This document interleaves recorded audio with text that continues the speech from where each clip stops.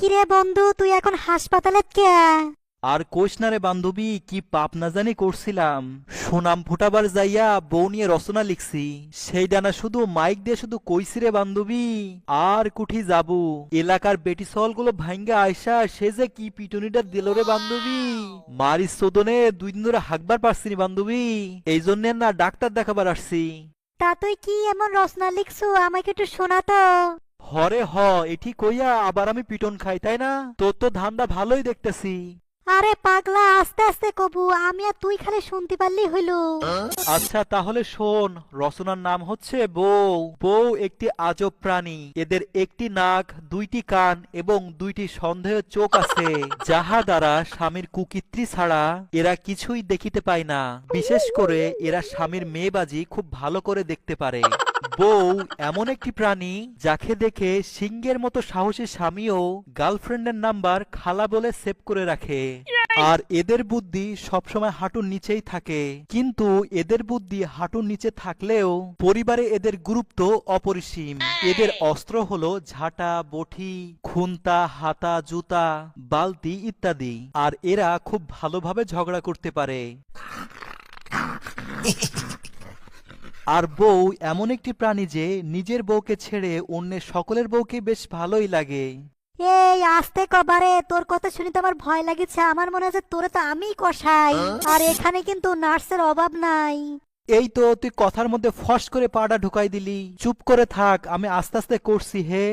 বউ এমন একটি আজব প্রাণী যাদের ঝগড়া হলো মৌলিক অধিকার। দিনে একবার হলেও স্বামীর সাথে তারা ঝগড়া করবেই, ঝগড়া তাহাদের ডেইলি রুটিন। আর তাদের শেষ অস্ত্র হলো চোখের পানি। আর সর্বশেষে বলবে আমি দেখেই সংসার করে গেলাম, অন্য কেউ হলে কবেই যে লাথি মেরে চলে যেত।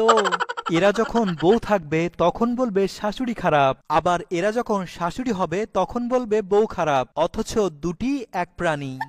স্বামীকে ধ্বংস করতে বছরে এদের 2টি শপিং এ যথেষ্ট। আপনার মানিব্যাগ শেষ হয়ে যাবে কিন্তু ওদের শপিং তাও শেষ হবে না। স্বামীরা ভুল করেও এদের কাছ থেকে টাকা ধার নেয় না, কারণ বছরে 4বার টাকা পরিশোধ করার পরেও বছর শেষে বলে এখনো আমি 4000 টাকাই পাই। আপনি যেদিন এই বউ নামের প্রাণীটিকে ঘরে আনবেন সেদিন থেকে আপনি মনে করবেন আপনার স্বাধীনতা চাঙ্গে উঠল। কিন্তু আপনি মাঝে মাঝে স্বাধীনতা পাবেন যেদিন বউ বাপের বাড়িতে বেড়াতে যাবে। বউ অত্যন্ত একটি সাহসী প্রাণী, কারণ বর বিয়ে করতে যাওয়ার সময় কমপক্ষে 70 থেকে 80 জন মানুষ নিয়ে বিয়ে করতে যায়, কিন্তু বউ একাই আসে স্বামীর বাড়িতে। ও আরেকটা কথা বলাই হয়নি, বইয়ের ইংরেজি নাম হচ্ছে ওয়াইফ, WIFE, যার পূর্ণরূপ হচ্ছে উইদাউট ইনফরমেশন ফাইট এভরিওয়ান। তোর এখনো শেষ হয়নি, আর কত বড় বাড়ে। আমার কিন্তু ভয় লাগছে, আর আমার কিন্তু রাগের গড়া জ্বলতেছে। এ ভয় কিসের রে? এত রাগ হচ্ছে কিসের জন্য? ভালো করে শোন, তোর কাজে লাগবে।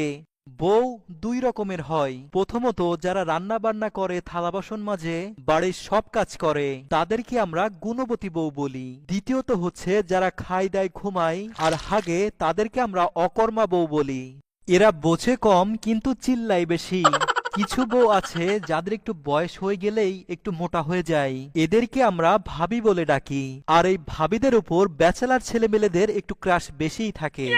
সর্বশেষে বলি এদের ক্ষমতা অত্যন্ত বেশি, এজন্য আপনি এদের কিছু বললে নারী নির্যাতনের মামলা খেতে পারেন অথবা যাবজ্জীবনের আসামি হতে পারেন। তুই থাম থাম থাম, তুই কি রচনা লিখছিস বারে? আমার তো রাগে এখন রক্ত খুলতেছে, মনে হচ্ছে আমি তোর পায়খানা এখন বন্ধ করে দিই। তুই এত কিছু বলার পরে তোর বাসায় রাখছে, এইটাই তুই কপালে হাত দে। তবে বন্ধু, তোকে অনেক ধন্যবাদ। আমার এই কয়দিন ধরে পাতলা পায়খানা হচ্ছিল, কিন্তু তোর এই বউ রচনা শুনে আমার রাগের শোধনে পাতলা পায়খানা এখন বন্ধ হয়ে গেছে। আমার আর মনে হয় ডাক্তার দেখানো লাগবে না, তুই থাক, আমি গেলাম গা।